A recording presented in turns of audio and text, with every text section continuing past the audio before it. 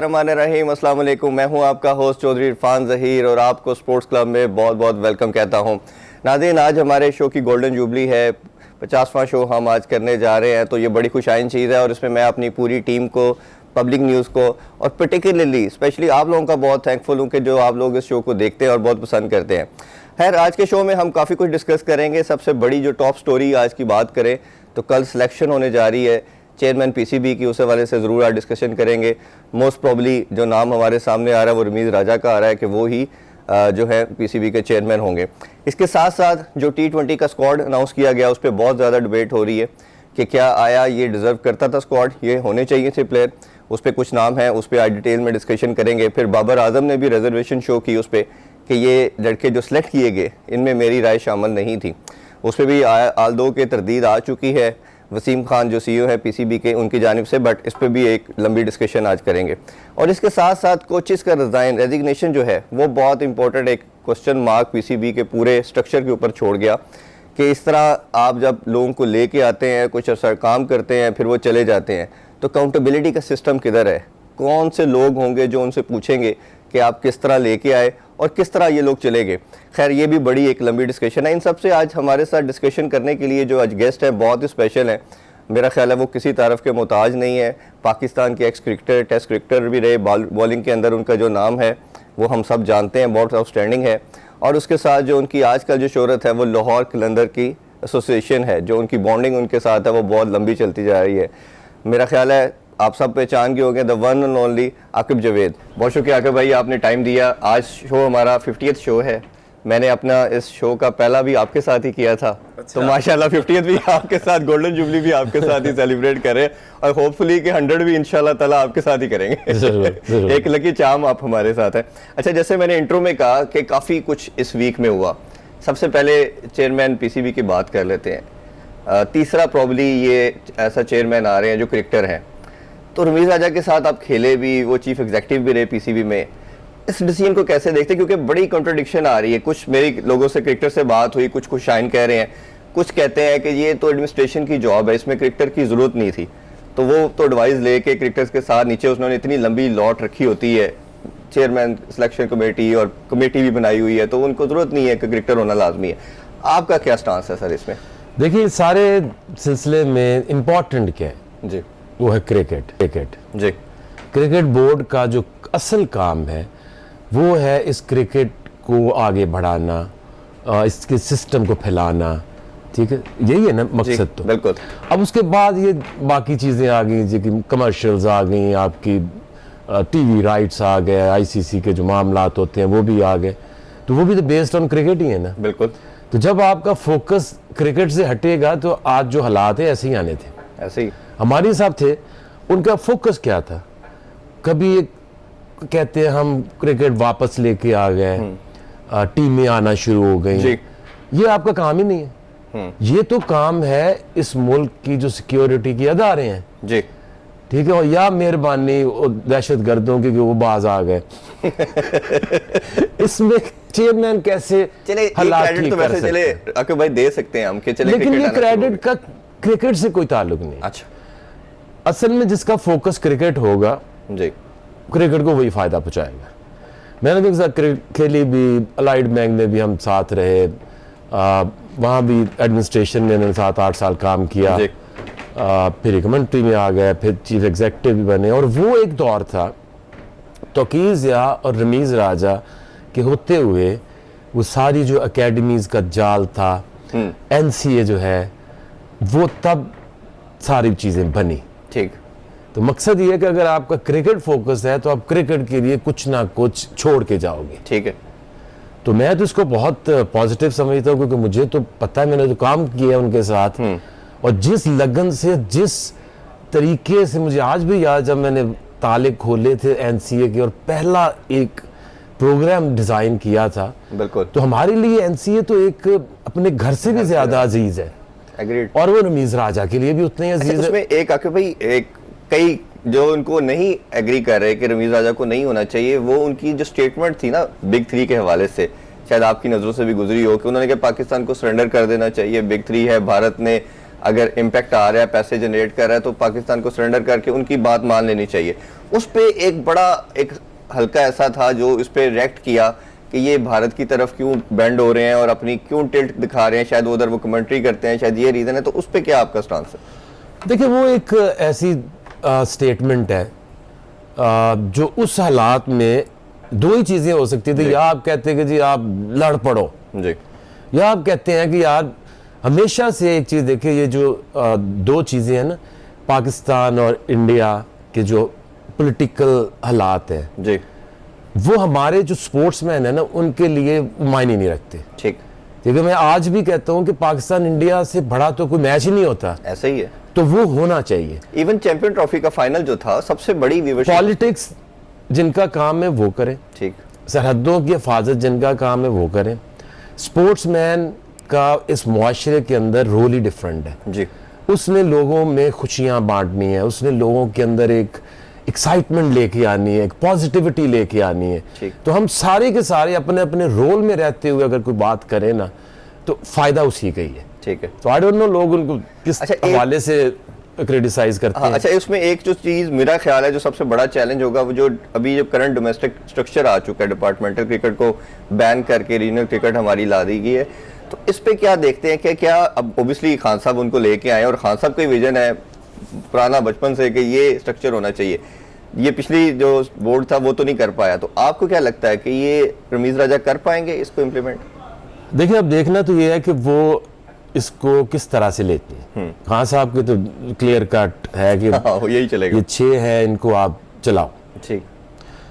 लेकिन एक चीज़ मैं आपको बताऊं कि 2008 में 2004 में जब ये वर्ल्ड कप जी, बुरी तरह आ रहे थे, उसके बाद असल में जो रीजनल सेटअप जो है मैंने इनको बना के दिया था। अच्छा, 8 बनाए थे, ठीक है, और डिपार्टमेंट भी साथ रखे थे। अच्छा, और उसकी अप्रूवल जो है ना प्रॉपर वे में हुई थी। जनरल साहब ने आके कहा कि मैंने उनको बना के दिया, कन्विंस हुए, एक कमेटी बनी थी, उसमें सुल्तान राना, कर्नल निशात थे और मैं था कि क्यों हारे, कैसे हुआ। उसमें से हमने निकाला कि कोई पॉजिटिव चीज़ लेकर रीजनल क्रिकेट लेके आते हैं, ठीक है, जिसमें 8, 10, 12 डिस्ट्रिक्ट्स हैं और एक गांव का बच्चा भी फिल्टर होता फर्स्ट क्लास तक आ जाए। तो हमने तब भी डिपार्टमेंट को ख़त्म नहीं किया था जी। उसकी वजह ये है कि आप किसी भी चीज़ को ख़त्म करने से पहले जो आप बनाई हुई चीज़ है उसको टाइम दे के इतना एलिवेट करो, हाँ। जब वो स्टेब्लिश हो जाए फिर आप तो फिर आहिस्ता आहिस्ता, पहला था कि हम 3 साल बाद देखेंगे जी, फिर 5 साल बाद कोशिश है कि इसको आहिस्ता आहिस्ता ख़त्म किया जाए जी, लेकिन वो 3 साल के बाद गवर्नमेंट चेंज हुई, जनरल साहब गए, वो ख़त्म हो गए, अब 16, 17, 18 रीजन बन गए। तो ये सबसे बड़ी मुसीबत ही है। अच्छा, अब सब दूसरी तरफ चलते हैं। सेकंड चीज़ जो सबसे बड़ी चीज़ मेरा ख्याल है वो कोचेस का मसला। आपका मैंने जब पहला इंटरव्यू किया था आपने बताया था मुझे कि मुझे कभी हेड कोच नहीं लगाएंगे, और आपने मुझे पूरी अपनी वो स्टोरी जर्नी भी बताया था क्या क्या रीजंस हुई। अच्छा, एक तो वकार और मिसबा का आना हम मल्टीपल टाइम डिस्कशन भी कर चुके, बड़ा अनजस्टिफाइड था दोनों का, और जिस तरह की आपकी मैंने अभी लास्ट वीक स्टेटमेंट पढ़ रहा था कि पहले इनको कोचिंग सीखनी चाहिए वकार के हवाले से, और तीनों टेन्योर बड़े फ्लॉप रहे। मिसबा की तो अपॉइंटमेंट पे 5वां जी 2 दफ़ा तो एज ए बॉलिंग कोच भी तो बड़ी फ्लॉप किस्म का उनका सारा ये टेन्योर गुजरे। मिसबा की कोचिंग के ऊपर भी क्वेश्चन मार्क थे, जिस तरह की अप्रोच उनकी पहले एज ए कैप्टन भी थी, बड़ी नेगेटिव टिमिड अप्रोच के साथ चलते थे, वही हमें कोचिंग में भी नजर आई। किसी भी अच्छी टीम के खिलाफ हम सीरीज नहीं जीते। अपॉइंटमेंट भी हमने देखी अनजस्टिफाइड, इनका जाना भी अनजस्टिफाइड कि आपका वर्ल्ड पर क्रॉस द कॉर्नर। और मेरा मानना ये है कि ये जिस रास्ते से आए थे उसी से भागे, ऑर्डर आए पीछे से, ये कोई इन्होंने रेजिग्नेशन नहीं दिया, जाहिर है तो उसी तरह गए। तो ये कितना अनफॉर्चुनेट है और इसको कैसे देखते हैं आप? देखिए, आपने जब भी कोई भी काम करना है आप कहते हैं कि ये जॉब है, ठीक, अब उसके लिए आपको बेहतरीन लोग चाहिए, बिल्कुल, ठीक है, उसकी कोई तो आप क्राइटेरिया बनाते हैं। हाँ। अगर नेशनल टीम का कोच होगा तो उसका जो इश्तहार है वो पूरी दुनिया में मिनिमम लेवल 3 जी, एंड 10 years इंटरनेशनल और टॉप डोमेस्टिक आपका एक्सपीरियंस, जी, ठीक है, ये 2 ही चीजें हैं। बिल्कुल ऐसे ही। तो जब ये 2 चीजें आप नहीं रखोगे तो इसका मतलब क्या है कि यू कंप्रोमाइजिंग, हाँ। Compromising on what? On your national ना वो एजुकेशन है ना एक्सपीरियंस है, जी। तो आप कैसे किसी को ट्रायल किसी के ले सकते हैं कि नेशनल टीम के साथ मजाक कर दो, एक्सपेरिमेंट हो रहा है नेशनल टीम के साथ क्यों ऐसा क्यों करते हैं? तो इसका मतलब ये हो गया कि अगर आप right man for the right job नहीं लगाओगे। एक बंदे ने कभी ये मोटरसाइकिल चलाता है, उसको आप उठा के बस का ड्राइवर बना दो और पीछे 50 लोग बिठा दो, उसको बोला एक एक्सपेरिमेंट करके दे और वो मोटरवे पे चढ़ा दे, सारा कुछ देख लो। उसका क्या, मैं पहले दिन ये कह रहा था, जी। I am no problem with anyone, but I have a problem with the system. जी। जब आप सिस्टम को तोड़ोगे, उसके साथ जस्टिफिकेशन नहीं करोगे, डिजास्टर तो होगा। बिल्कुल।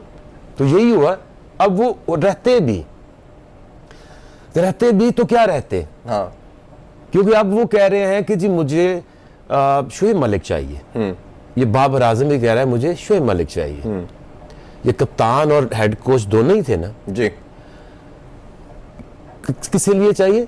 वर्ल्ड कप के लिए चाहिए। तो पहले जब अच्छा, अभी वेस्ट इंडीज में मलिक साहब ने नहीं खेलना था, ऐसे ही इंग्लैंड में नहीं खेलना था, हाँ। पीछे जो सीरीज हुई है उसमें नहीं खेलना था। सर ये सिलेक्शन कमेटी के चेयरमैन भी रह चुके हैं पीछे। हाँ जी, वसीम से पहले ये खुद ही थे ना, खुद ही थे। हाँ।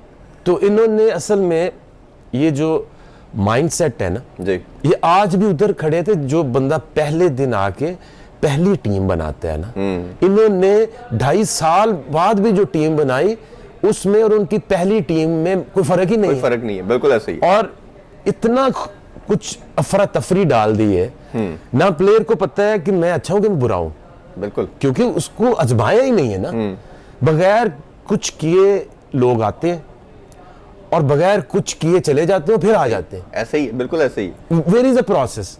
वो भी तो हम प्लेयर्स के ऊपर सिलेक्शन पे बात करेंगे तो डिटेल में करेंगे। तो इसका मतलब ये है कि अब वो वर्ल्ड कप से पहले अगर वो चले गए तो उन्होंने करना क्या था जी। या तो एक प्रोसेस लेके चल रहे होते, एक ग्रुप को लेके चल रहे होते, उन्होंने उसको डेवलप किया होता। प्लेयर का उनके ऊपर फेथ नहीं है, उनका प्लेयर्स के ऊपर फेथ नहीं है, बिल्कुल ऐसे ही। कोई ना बात सुनने को तैयार है ना सोचने को तैयार है कि यार मैं क्या करूं, मुझे इसने तो मुझे 3 दफा तो निकाल चुका, फिर ले आए, अब मुझे ये फिर ट्रायल है। तो और जो आते हैं वो भी परफॉर्म नहीं करते, वो भी कैसे करेगा? सही हाउ? जी। एक बंदा जो है वो 9-9 हजार रन करके बैठा हुआ है, सलाउद्दीन जी, बिल्कुल, उस्मान सलाउद्दीन, इतने और लोग हैं। कमरान गुलाम की बात करें, 37 इयर्स का रिकॉर्ड बेचारे ने ब्रेक किया। वागा सलमान ने आके परफॉर्म किया, पहले उसको डाला वनडे में, फिर उसने निकाल दिया, फिर डाला टेस्ट में, टेस्ट से निकाल दिया। अब वो किधर? अब वो कहीं भी नहीं है ना। अब्दुल्ला शफीक को लेके चलना था ना साथ। अब्दुल्ला शफीक जो है, अब मैं यही कहता हूं कि यार जो बॉलर होता है ना, उसके फास्ट बॉलर, उसके ऊपर आप एट टाइम चांस ले जाते हो जी। बैट्समैन होता कौन है? बैट्समैन होता है जिसने रन्स करने हो। हाँ। तो जिसने कभी रन्स किए ही नहीं है, तुम्हें कैसे ख्वाब आ गया कि ये रन्स करेगा? ये वैसे ही जैसे इनको था कि ये एक कोच लगाते थे, देखते हैं कैसा काम करता है ये, बड़ा वो आगे काम भी ऐसे ही करेगा, बिल्कुल ऐसे ही। अच्छा, थोड़ा सा इसमें अब आगे चलते हैं। अभी जो टेम्पररी बेसिस के ऊपर सकलैन मुश्ताक और अब्दुल रज़ाक को पॉइंट किया, इनकी कैसे सिलेक्शन देखते हैं? ये कैसा आपको लग रहा था कि ये कुछ बेहतर परफॉर्मेंस इनसे बेहतर कर पाएंगे? देखिए, जो कोच है वो कभी परफॉर्मेंस नहीं देता, ठीक, वो नहीं दे सकता। वो कर क्या सकता है? वो एक अच्छी टीम बिल्ड कर सकता है, जी, ठीक है, एक विनिंग कॉम्बिनेशन बना सकता है, ठीक। वो प्लेयर्स को कॉन्फिडेंस दे सकता है कि okay, I am there to support you, जी, okay, go play your game.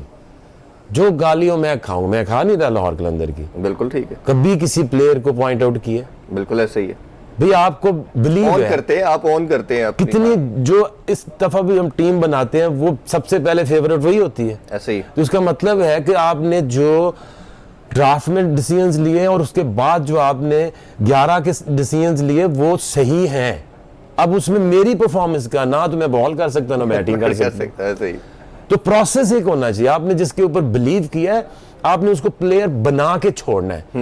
पहले आपको आय होनी चाहिए कि मैं किसको उठा रहा हूं जी, किसके ऊपर इन्वेस्ट कर रहा हूं। तो आज हमें ये तो शुक्र है कि उस्मान कादर जो ऑस्ट्रेलिया जा रहा था हमने उसे रोका था जी उसको 3 साल हमने ही ट्रेंड किया, ऑस्ट्रेलिया भेजा, सपोर्ट किया, पाकिस्तानी टीम तक पहुंच गया ना। जी ऐसे ही हारिस रऊफ है, फखर है, तो इस तरह से इन्होंने क्या छोड़ के गए हैं पता है ना। एक नाम भी बॉलिंग एक बॉलिंग में मुझे नाम बता दें कि एक बंदे 16 लड़के चेंज हुए टीम में को के अंदर, यहां से यहां भी किया, उनको शक में डाल दिया कि यू नॉट गुड इनफ। हाँ, बल्कि डिक्लाइन की तरफ गए सारे। किधर गए, कौन है? There is no one. Haris Rauf number 1 bowler हुआ था ना, हाँ जी, शाहीन और वो, जी जी जी। अब किधर है? हारिस रऊफ की तो अभी बल्कि इंक्लूजन पे बड़े क्वेश्चन मार्क हो गए, जिसका मार पड़ रही है। क्या हुआ, किस रोल में उसको खिलाना था, जी, किस जी। रोल में? मुझे पता नहीं, उस दिन कह रहा था ये पीएसएल में आते हैं तो ये 150 बॉलिंग कराते हैं, वहां ये 140 नहीं 35 नहीं होता। तो देखो सबसे अच्छी जो कोच की बात है ना, ये 2 ही फर्क है आपको बता दूं। There is only one difference between a coach and non coach. Coach का काम ये होता है कि वो ऑब्जर्व करता है एक प्लेयर को, उसमें उसकी सबसे जो खूबसूरत चीज है, जो उसकी असल स्ट्रेंथ है जी, उसको वो ऑब्जर्व करके उस प्लेयर को उसकी उस खसूसियत से इतनी पहचान करा देता है कि उसके ऊपर वो ईमान ले आए, वाह, और उसकी अच्छाई को और बढ़ाओ। बढ़ा दे। और ये क्या करते हैं, अच्छा तेज तो तू है, डेथ बॉलिंग तो तू कर रहे, तो नया तुझे क्यों नहीं आता? हाँ, उसको वहां से हटा के नए बॉल पे लगा देते हैं। हैं। जो उसकी कमजोरी है उसके ऊपर वो आएगा, उसका कॉन्फिडेंस नीचे करा जी, बिल्कुल ऐसे ही है। तो आप उसको पुराना करा लो। ये कि जैसे मिडिल ऑर्डर का बैट्समैन है, उसे ओपनिंग कराना शुरू कर दो, ओपन करके बस दिखा हमें। इतना सा फर्क है। They look for fault and the coach, the best coach look for quality. जी आके भाई इधर से आके दोबारा डिस्कशन का आगाज करेंगे। It's a time for short commercial break, don't go.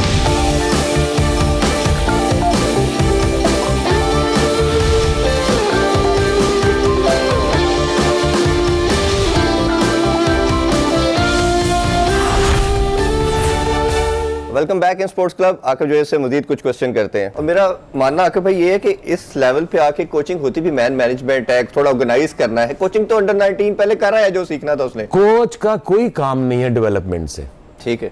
Coach का काम है जो प्लेयर के अंदर बेस्ट है उसको पहचाने, उसको कहे वो कर जो तुझे अल्लाह ने कुदरती तौर पे तेरे अंदर सलाहियत दी है, उसको बढ़ाओ, बिल्कुल उसको उस रोल में डाल के उससे काम लो।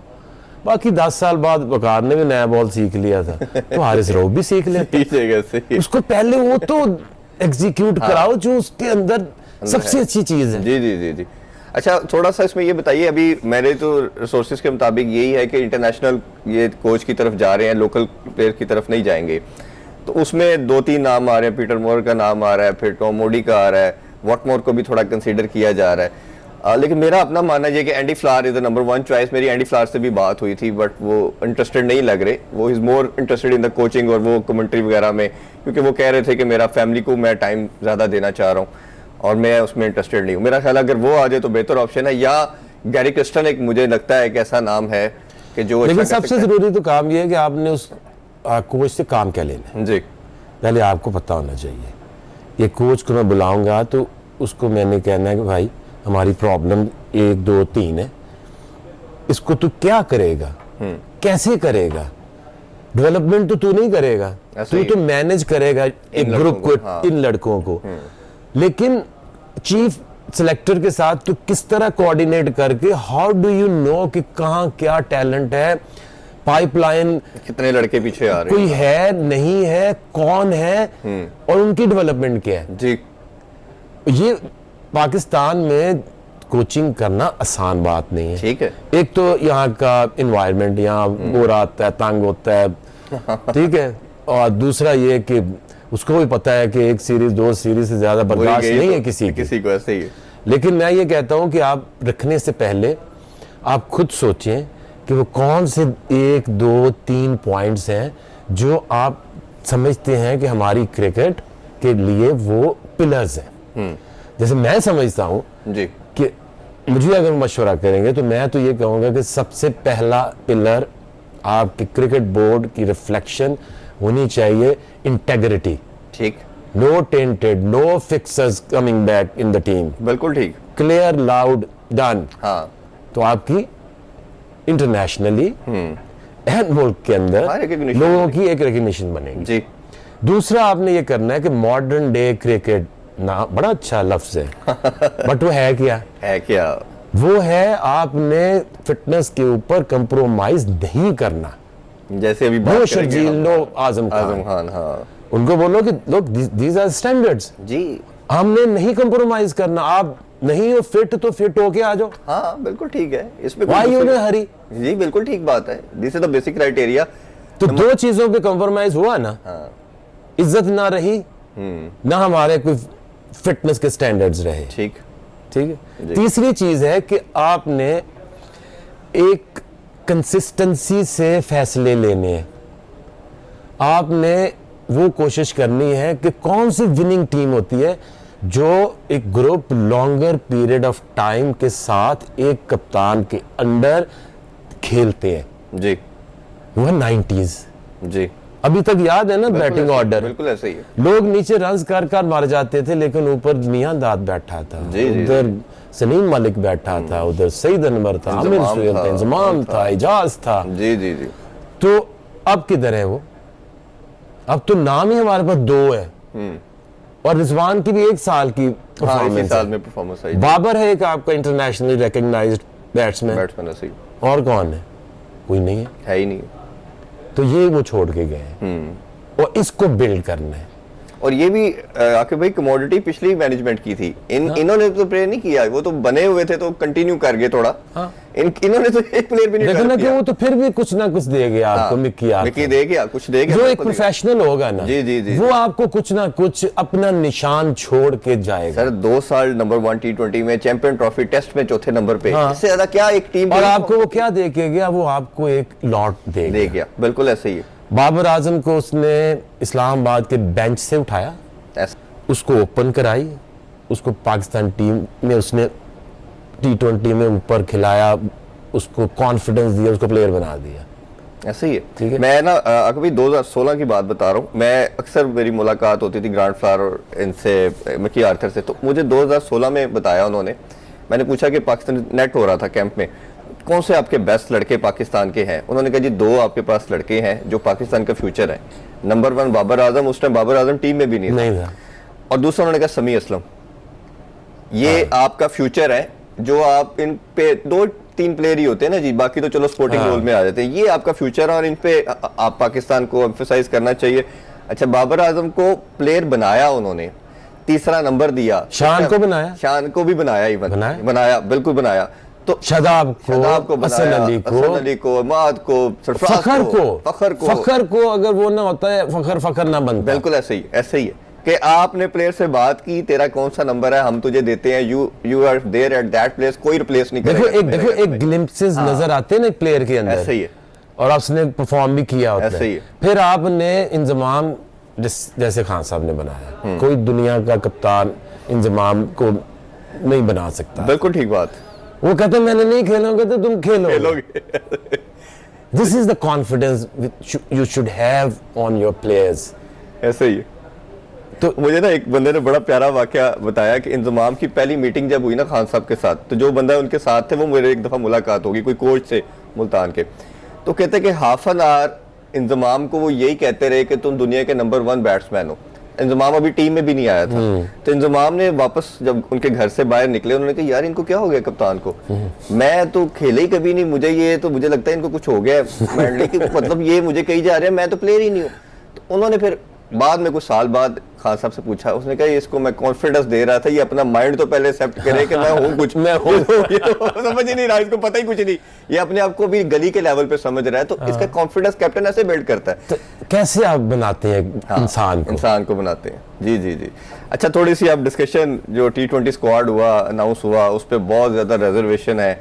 एक तो पहली न्यूज बाबर आजम की भी हमें आ गई, और एक र्यूमर ये भी चलना शुरू हो गया कि शायद टेस्ट की कैप्टनसी इनसे ली जा रही है और रिजवान का नाम आ रहा है। अच्छा, मेरा मानना ये है और मेरे सोर्सेज के मुताबिक कि बाबर शायद आपको तीनों फॉर्मेट में आगे नजर नहीं आएगा।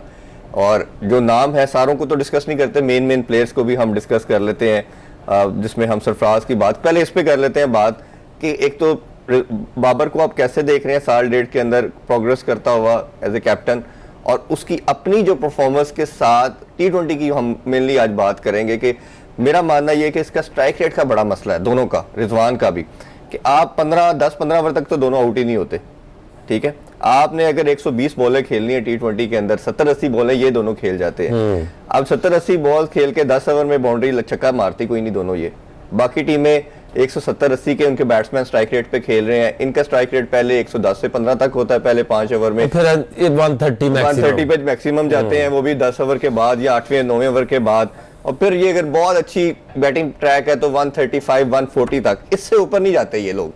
तो आपकी मॉडर्न क्रिकेट जो साइंटिफिक क्रिकेट हम बोलना शुरू कर दिए हैं, तो आप किस तरह मीटअप करके, और मैं एक स्टैट्स देख रहा था आकिब भाई कि जो टीम 6 ओवरों का पावर प्ले का अच्छा यूज करता है ना, 95% वो टीमें मैच जीती हैं। अगर वो यानी 70 प्लस कर जाते हैं, 60-70 प्लस, हमारा तो आप फिगर देख लें 50 या 50 के आगे पीछे घूमता इधर ही रहता है। तो ये आपने मेन जो ओपनर थे, फखर की बात फिर हम करेंगे, जो आपका ऐसा प्लेयर था, इंपैक्ट प्लेयर की बात करते हैं कि जब खड़ा होता था मैच जिताता था। ऑल्दो इंपैक्ट प्लेयर हर मैच में नहीं चलता।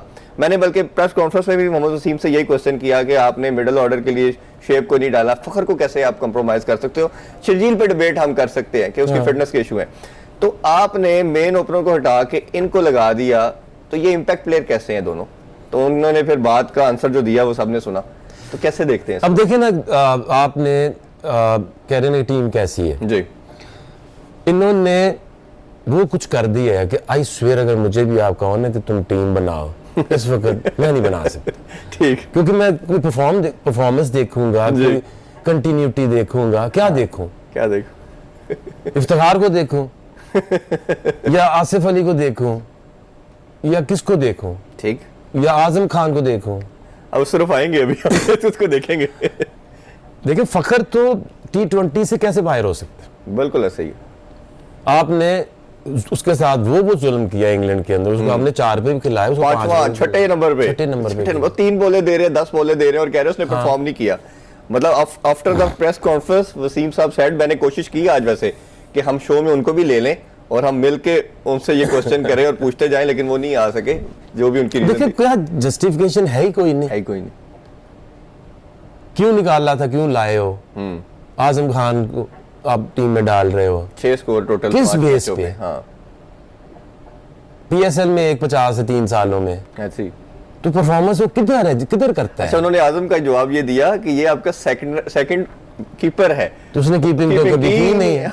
सिर्फ एक वनडे कप में की है। T20 आपका सबसे बड़ा प्लेटफॉर्म जो है वो PSL है। हाँ। PSL में तीनों सीजन में उसने कीपिंग नहीं की। तो इधर आप इंटरनेशनल टीम के लिए एज कीपर लेके जा रहे हैं। यार ये देखना, बात ये है कि उस इंसान को आपने जॉब देनी है, पहले आपने ये देखना है कि भाई हेलो, तेरा कोई विजन है? क्या तुम प्रेशर ले सकते हो कि 2 प्रेस पे गालियां पड़े और तेरी टांगे कहां बजाएं? क्यों? तेरी बिलीवेबिलिटी है ऐसे ही?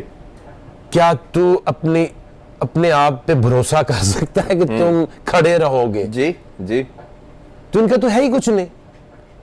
कभी किसी ने कह दिया उस तरफ चल पड़े, किसी उसने कह दिया उस तरफ चल अभी पड़े। प्रेशर आया आकिब भाई, कल की स्टेटमेंट ये है कि इन्होंने स्टेटमेंट दे दी है कि टीम चेंज हो सकती है।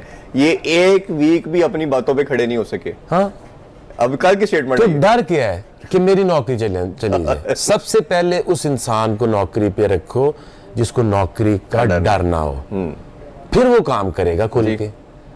जिसने करनी थी नौकरी करने आना है, वो उन्हें बच जाए उसने क्या काम करना है? ऑर्डर्स पे चलना है तो वो फिर आपको पता ही है। अब देखो मिसबा है, मिसबा ने क्या किया है? उसने कुछ ने यहाँ से उसे मरोड़ा, उधर मुड़ गया, उसने इधर किया, उधर चला गया, तीनों चीजें तीनों ले ली, उन्होंने 2 वापस ले ली, उसे वापस दे दी। उसने को पैसे ना काम करना पैसे नहीं, आप मुझे अगर आप कोई कहे कि ये 3 काम करो, मैं कहूँ पागल हो, वो एक नहीं संभाला जाता। जी जी जी, तीनों फुल मैं टाइम क्यों जॉब। लूं? हाँ। भाई एक लूंगा और ये लूंगा, तब इसको चीफ सिलेक्टर बना देते तो इतना जुल्म ना होता। बिल्कुल ठीक बात है। खेला हुआ है, लड़कों से रिसेंटली खेला है, सबका पता है। बिल्कुल ठीक बात। तो चीफ सिलेक्टर बना देते। बिल्कुल ठीक है। अच्छा, ये बाबर का मैं फिर आपसे पूछना चाहूंगा कि बाबर और रिजवान का पेयर क्या जस्टिफाइड है या ये कर पाएंगे डिलीवर जो हम बात कर रहे हैं? देखिए फखर के बगैर ये आप 6 ओवर नहीं लूट सकते। जी। अब जो टीमें दूसरी हैं उनके माइंडसेट कुछ और है, उन्होंने उसको, एक सीधी सीधी बात है कि आपने 6 ओवर कैसे खेलने हैं, मिडल कैसे खेलना है, फिनिश कैसे करना है। तो आपके पास कहाँ है ना फिनिश किसने करना है? सही। अब आसिफ और खुशदिल शाह को लेके आए फिनिश करने के लिए। इन्होंने करना है, इन्होंने कब फिनिश किया था? वही कह रहा हूँ कि वो उनके पास तो पांड्या फिनिश करेगा, हाँ ठीक है, और इंग्लैंड के पास तो 2-3 है जो फिनिश करेंगे, बटलर, स्टोक्स, इवन के वेस्ट इंडीज की जो टीम है सारे फिनिशर हैं वो तो आएंगे तो जिस दिन वो चल गए तो उस दिन तो फिर वो किसी भी टीम को हरा देंगे। जी, ऐसे ही। तो आपके पास कुछ ऐसा होना चाहिए कि आप कहो कि यार ये 2-3 मेरे बंदे ये चल गए ना तो ये इंडिया को भी ले जाएंगे। ठीक है। वो कौन है? अब ये बाबर और रिजवान तो नहीं ले जा सकते, ऐसा ही है, ये तो कंफर्म है। उस तरह का प्लेयर होता है जैसे रजाक होता था, हाँ। तो यार किसी भी मौके पे ये मैच को ले जाता था, ले जाएगा। बिल्कुल ठीक बात। ठीक, आपने फहीम अशरफ को खिला और अचानक वो बुरा हो गया। कभी ब्रेक से वापस आके हम अभी आपसे लाहौर कलंदर के हवाले से भी गुफ्तगू करेंगे। नाज़रीन, अभी छोटा सा कमर्शियल ब्रेक लेते हैं, स्टे विद अस।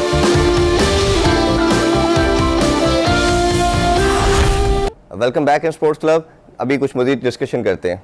आसिफ और खुशदिल की भी थोड़ी बात कर लेते हैं। जैसे हमने कहा कि शोएब मलिक को होना चाहिए था, ये यूए की कंडीशन है। मेरा मानना यही है कि अगर ये इंग्लैंड के अंदर, ऑस्ट्रेलिया के अंदर वर्ल्ड कप हो रहा है तो ऑब्वियसली शोएब मलिक चॉइस नहीं बनता, उनको प्रॉब्लम आती है इन पिचेस के ऊपर, स्पिनिंग ट्रैक के ऊपर, स्पिन बॉलर्स के ऊपर और फिनिशर के रोल के ऊपर। इससे बेहतर कोई बैट्समैन नहीं है। देखिए उसका स्ट्राइक रेट यूएई में इधर 140 और फिनिश के रोल में बढ़ जाता है, और उसकी जो कंसिस्टेंसी है बहुत ज्यादा है। उससे फिट कोई टीम में नहीं होना, ऐसे ही है। फील्डर उससे अच्छा कोई नहीं होना। हाँ, ठीक है, बॉलिंग भी कर लेता। अच्छा, या तो ये बता देंगे कोई और रीजंस है जी, बता देना। हाँ बिल्कुल ऐसे ही। अदर रीजंस, क्रिकेटिंग रीजन के ऊपर तो वायर नहीं होता। तो आई डोंट नो कि अगर आप शोएब को बीच में रखते हैं, फखर को ऊपर रखते हैं, तो इसकी कोई समझ आती है इस टीम की कि यार इसमें, चलो दूसरी टीमें सोचेंगे यार हफीज भी टाइम जब खेलता है ना, वो लेके चलता, वो है, शोएब है, फखर है, बाबर है, वो दूसरा। अच्छा, हफीज का आपने नाम ले लिया। वो अभी कल की न्यूज़ ये है कि उनका बताया जा रहा है कि हफीज को कहा कि जल्दी रिपोर्ट करें, और जिसपे वो बड़े अनॉयड है, जो हर दफा हफीज के साथ हो रहा है। उनको 17 तक की डेट दे दी है इमाद वसीम को कि आपने आके रिपोर्ट करना है, बायोस्फीयर बबल में आना है। हफीज को 2-3 दिन पहले शायद प्रॉब्ली कह दिया कि आप आए, और वो बड़ा ज्यादा रिएक्ट करके उन्होंने कहा मैं आके बात करूंगा। ये हफीज को आपको लगता है जिस तरह मलिक को टारगेट किया जा रहा है, हफीज को भी इसी तरह टारगेट किया जा रहा है? देखिए, आप जो क्रिकेट बोर्ड होता है ना, उसको अचानक उसके फैसले नहीं होते। आप एनओसी देते हो, उसमें एक डेट से दूसरी डेट लिखी होती है। प्लेयर्स अपने, उनके एजेंट प्लेयर्स कॉन्ट्रैक्ट करते हैं और फिर वो पूरा कॉन्ट्रैक्ट करते हैं, ताकि जब देखे कल आप, उनके प्लेयर आपके पास भी तो आते हैं, ऐसे ही। तो आप उनकी रिस्पेक्ट नहीं करोगे तो आप ही नहीं करेंगे। तो आपने फैसले तो वो करने हैं ना, फोर्स ही करते हुए कि हमें पता है हम जो ये डेट लिख रहे हैं इसका मकसद क्या है। बिल्कुल ठीक बात। ठीक है, आप तो इनको तो ये भी नहीं पता था कि वो एक सीरीज होगी, उसमें डीआरएस भी जरूरत है, और आपके वो सुपर लीग वाले जो मैचेस है उससे निकल के आउट हो गए आप। अब ये तो इसके ऊपर तो मेरा ख्याल है कि सैक छोटी बात है, 2-4 जूते भी मारने चाहिए। इतनी बदनामी, डीआरएस नहीं है और सिंपल ये इतनी बदनामी। वो न्यूजीलैंड क्या सोचते होंगे, इथियोपिया में आ गए। तो अपनी इज्जत इंसान की अपने हाथ होती है, बिल्कुल ऐसे ही। अब इस तरह की हरकतें करेंगे तो फिर अच्छा, अब थोड़ा सा लास्टली बात हम थोड़ा बॉलिंग पे भी कर लें। बॉलिंग के ऊपर हमने देखा कि आपका बेस्ट बॉलर जो था शाहनवाज धानी था पीएसएल में। पीएसएल इन्होंने बेसिक क्राइटेरिया तो वही बना छोड़ा है, कैलन ट्रॉफी साइड पे होगी, बाकी सारे साइड पे सेटअप कर दिए, सिर्फ पीएसएल ही है उससे लड़का लेते हैं। और T20 होने जा रहा है और उसको टेस्ट में डाला, परफॉर्मेंस उसने T20 में दी, टेस्ट में डाला। 2 नाम हम पहले ले चुके हैं कि उस्मान कादर को बाहर कर दिया, फहीम अशरफ को बाहर कर दिया, शहीनशाह अफरीदी, और मेरा ख्याल है आपके पास हसन अली। 2 ऐसी कमोडिटी नजर आती हैं कि जो प्रिपेयर कमोडिटी जो अभी नजर आ रहा है कि रीसेंट फॉर्म ये आपकी, हाँ ये 2 नाम है, तीसरा कोई नाम नहीं है। तीसरा नाम हमें धानी नजर आ रहा था कि शायद वो बेहतर होगा, उसको भी निकाल तो उसको जब इन्होंने रखा है तो उसको रेगुलर खिलाते। हाँ, खिला के आप 2-3 मंथ में कॉन्फिडेंस दे देते हैं। आप ये सोचते कि यार इस बच्चे को इसने परफॉर्म किया, इसको हमने ना वर्ल्ड कप टारगेट करना है, उसको लाजमी खिलाना है, जी, ताकि उसका पता चलता कि वो किस तरह का टेम्परामेंट है, उसमें इंटरनेशनल लेवल पे कितना पोटेंशियल है। तो आपने उसको किया क्या, सिलेक्ट भी किया, खिलाया भी नहीं, डाल दिया, अब रिजर्व में डाल दिया तो क्या बना। और इवन दो स्पिनिंग ट्रैक्स बनने हैं, मोहम्मद वसीम है, अब उसकी परफॉर्मेंस तो धानी जैसी नहीं है ना, ऐसे ही, ठीक है, तो उसमें आपने अचानक से क्या देख लिया और क्यों देख लिया। हालांकि he is not a new ball bowler, तो आपको जरूरत है एक न्यू बॉल बॉलर की। शाहीन के अलावा कौन है? ऐसा ही है, हसन भी not a new ball bowler, ऐसा ही है, बिल्कुल ऐसा ही है। तो आपको धानी की सूरत में एक न्यू बॉल बॉलर मिल सकता था, बिल्कुल ऐसा ही है। अच्छा, दूसरा फिर स्पिनिंग ट्रैक के अंदर देखें तो इमाद का बॉल भी स्पिन नहीं होता, शादाब की भी स्पिन खत्म हो गई है, नवाज एक है जो थोड़ा आप जिसे प्रॉपर स्पिनर कह सकते हैं, एक स्पिनर बचता है, उस्मान कादर तो आपने अपलीट कर दिया।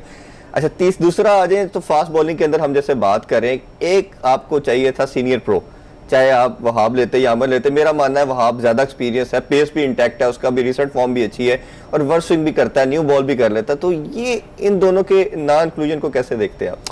देखिए उसमें बात यह है कि उनको तो इन्होंने वहाब को तो बहुत ही दूर रखा हुआ है, ऐसे ही, और अचानक वर्ल्ड कप में लाना, पता नहीं क्या कम्युनिकेशन है उसकी आपसे, क्या एक्सपेक्टेशंस हैं, तो इस तरह से आप प्लान करते हो ना, अब कुछ प्लान करते हैं कि यार हमने वर्ल्ड कप यूएई में अगर हो रहा है तो हमारे कौन से वहाँ बेस्ट कंपोजिशन बन सकती है बॉलिंग की, क्योंकि डेथ बॉलिंग में वहाब से बेहतर कोई भी नहीं, हारिस नजर आया था जी, उसको ध्यान ही बदल दिया किसी और ने, उसको डेनिस लिली बनाने चल पड़े तो उसका कॉन्फिडेंस नीचे चला गया। वहाब के पास एक वो आपके पास बॉलर है कि जो आपको उस मौके के ऊपर मैच जीत के दे सकते। ठीक, अब